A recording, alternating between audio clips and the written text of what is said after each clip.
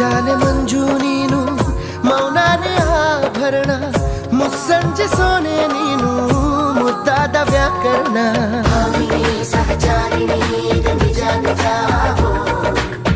ಶ್ರೀಮಂತ ಕಾವ್ಯ ನೀನು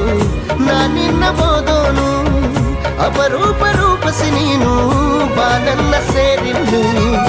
ಆಗೋದೆ ಹೊಗಳು ಭಟ್ಟ ಈಗ ನಿನ್ನ ಅಭಿಮಾನಿ ಜೀವಾನೆ ಒತ್ತೆ ಇಡುವೆ ಕೇಳೆ ಯಾಮಿನಿ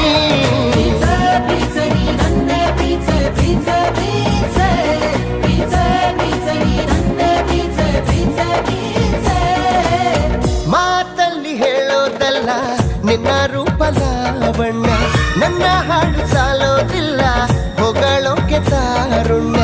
ನಿನ್ನ ಪೂಜೆ ಮಾಡೋ ಆಸೆ ಮನೋಲ